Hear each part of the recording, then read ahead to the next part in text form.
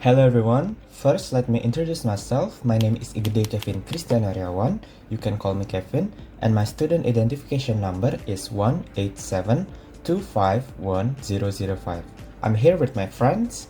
And my name is Alvin Andersono with student ID 187251006. Okay, so today we will do a presentation about transaction processing systems. So first let's talk about the executive summary of this journal. So SecurePay is an innovative payment system that integrates central bank digital currency, or in short it's CBDC, and with permissioned blockchain to address fund and information security challenges in the platform economy.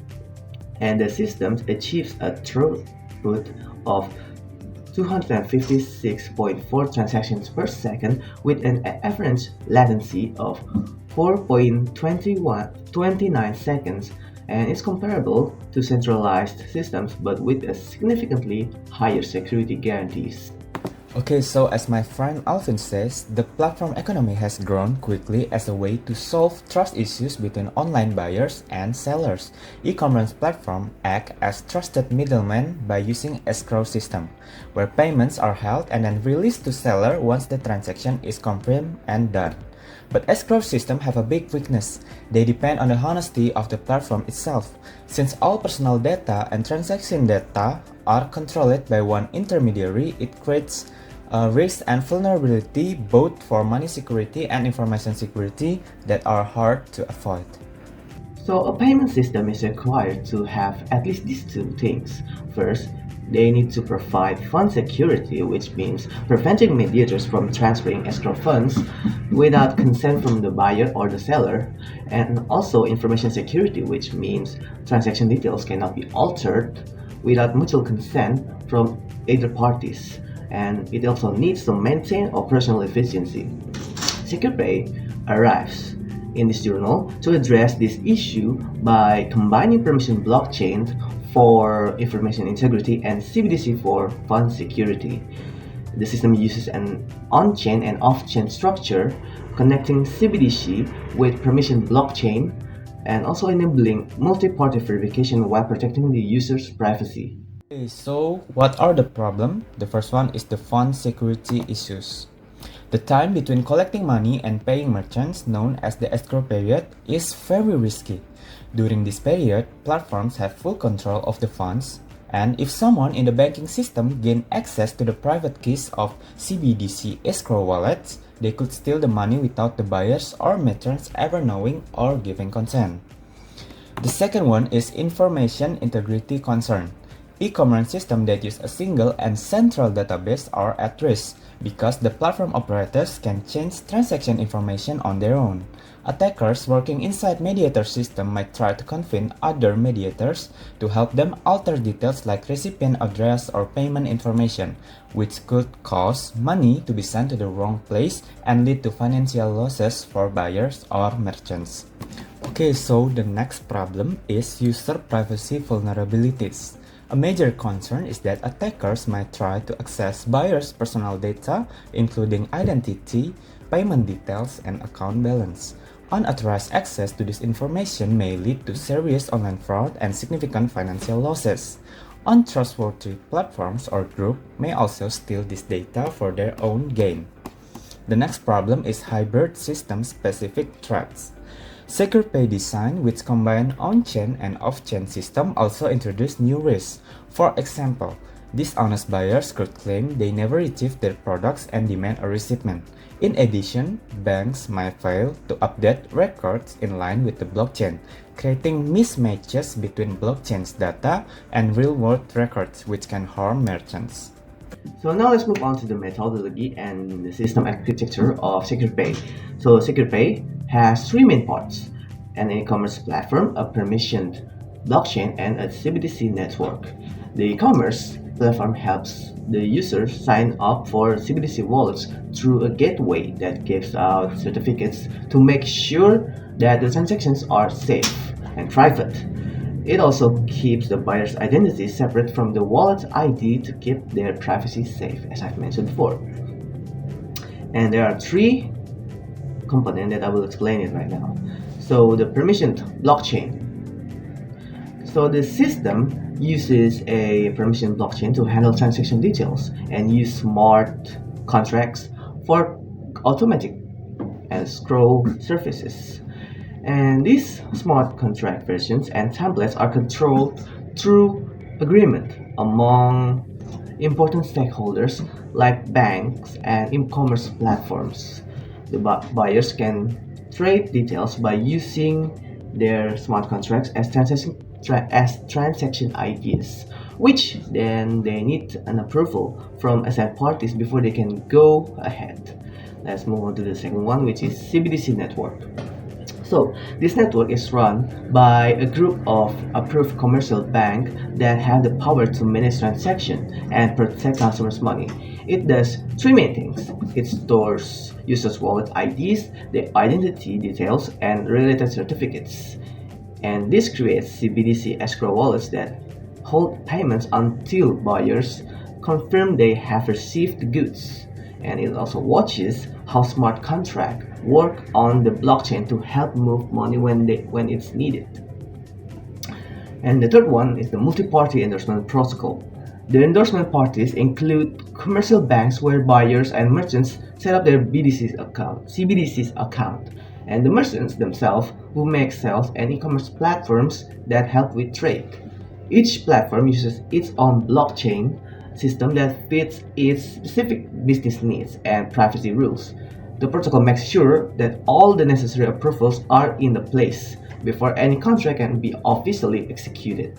Okay, so now we will talk about the result and analysis of this case study. The first one is the system implementation. SecurePay was implemented using Hyperledger Fabric as the private blockchain platform and OpenCBDC as the off-chain payment system. The integration was achieved with about 300 lines of Go code throughout the Hyperledger Fabric SDK. Testing was conducted on setup with an AMD Ryzen and 16GB RAM, as well as Ubuntu 20.4 servers equipped with 4-core CPU and 11GB RAM. The second one is normal performance. In normal conditions, SecurePay processes 256 transactions per second with an average delay of 4.29 seconds. This demonstrates that the system is highly efficient, offering lower latency than many other payment systems. At the same time, it achieves transaction speed comparable to centralized systems such as RTGS, which can reach 700 TPS. Okay, so the next one we will talk about the performance under attacks. During simulation of receiving attacks, the system can process only about 86 transactions per second, and the average delay rises to nearly 5 seconds. This slowdown occurs because the system must handle dispute cases in which buyers and couriers are required to deposit funds. To resolve these inconsistencies in settlement, banks need to provide proof for each transaction, which further reduces performance to around 81 transactions per second with an average delay of just over 5 seconds. Okay, so the next one is the system optimization. The main bottleneck in the system appears during the multi-party endorsement phase. In this stage, all participants must submit their decision and wait for the blockchain nodes to update transaction batches, which cause the lowest throughput. The best performance is achieved with a batch size of 20, reaching about 256 transactions per second, closely aligning with the target of matching centralized payment systems. Alright, now let's move on to the secure pay system advantages. So first of all, the fund security system. It leverages CBDC programmability to secure escrow funds against unauthorized withdrawals.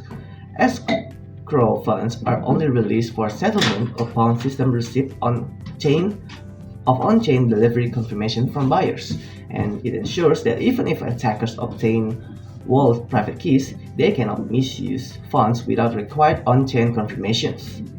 So in a way, it's really safe. And next, the second one is information integrity. It uses multi-party endorsement protocol to ensure information's accuracy and eliminate collision opportunities.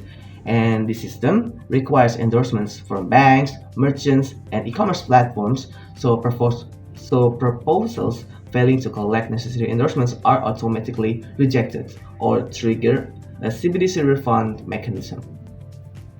Next, Now, the third one is the user privacy aspect. And SecurPay utilizes privacy-preserving capabilities of CBDCs, where only central banks have the access to real account of the holders' identities. Banks are responsible for verifying payments off-chain, and they need to ensure wallets balances and transaction details remain undisclosed to unauthorized parties.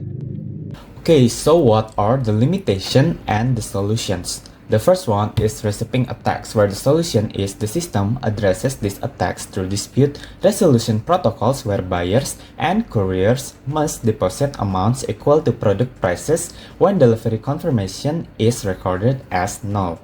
Platform resolve dispute of chain and honest parties receives deposit refunds plus half of dishonest parties deposits. The next one is settlement inconsistency. We must leverage CBDC traceability and programmability to automate settlement process based on blockchain data. Merchants can challenge unsettled transactions by submitting transaction IDs and requesting settlement proof in their CBDC accounts. So, in conclusion, SecurePay has marked a major advancement in the development of digital payment systems by showing that combining blockchain technology along with central bank digital currency can offer strong solutions to security issues in the platform economy. And also, because of its good performance and high level of security, this system could potentially become the base for the next generation of safe payment processing systems in the future. And the successful testing and assessments of SecurePay gives confidence that combining different financial technologies can actually work well together for solving difficult problems in the digital economy. And it also opens the door for more innovation in payments that are secure, efficient, and easy to use for general access. Okay, so here is the reference that we use for this case study and presentation. You can look at it. So, to end this presentation, I will give a quote from Stephen Hawking. He said that I believe things cannot make themselves impossible, which means everything that we do, if we just have the right belief in it, then it will not be impossible for us to achieve it. Thank you for watching our videos, and sorry if there is a mistake in our pronunciation. So that's all for our presentation. Thank you for watching.